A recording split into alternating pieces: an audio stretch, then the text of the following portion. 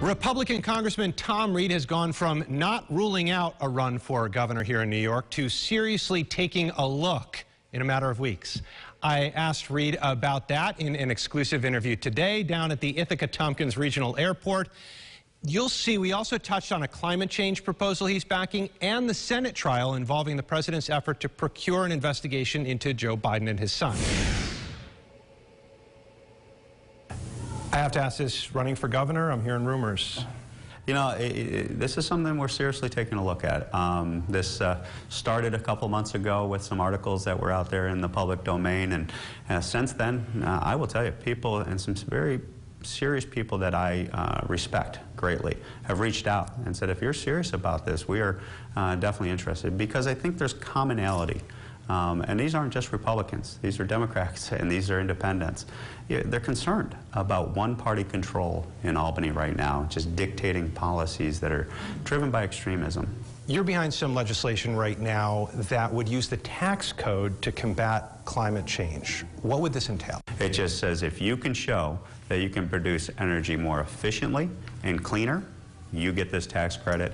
That encourages money to come to the table, and it stands with that technology as it goes from cradle into existence. I do want to get into impeachment. Your colleague, Louisiana Republican Senator John Kennedy, talked about how motive is so important here, and that's what we've been talking about, is whether this was personal gain or whether this was for public interest. In this particular case, the accusation from the Democrats is that the private benefit would be to make re-election in 2020 easier.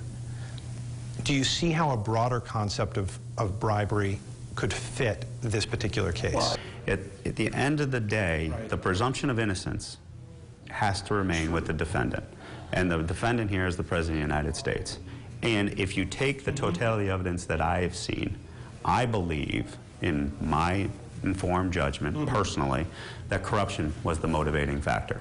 And I don't see that what level of proof, beyond a reasonable doubt, whatever standard you want to think of, where clearly this was all done for political purposes, therefore it's a high crime, and it warrants the removal of the president. Do you know of any instances where the president withheld military aid in order to ask for an investigation into a U.S. citizen? Any other cases? Clearly, I mean, I don't have any information where the president, where I was in the room with the president and that type of thing. So no, I don't have that. And naturally I asked that because if he were doing it on several different occasions with several different countries, it would fit into a broader umbrella of corruption and would certainly support the argument that this was about corruption and not political advantage / private interests. You know, you have the GAO saying that the administration broke the law when they withheld aid because it was the Congress who said, and all that. You have everything we've talked about.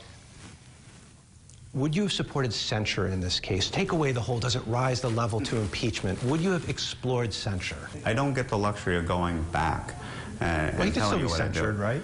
Don't they have to start the process back over, I think? You would know better than I. I believe they do. Yeah. And so, God, I hope they don't. So no censure right now, is what you're saying. I don't get the luxury of making that call.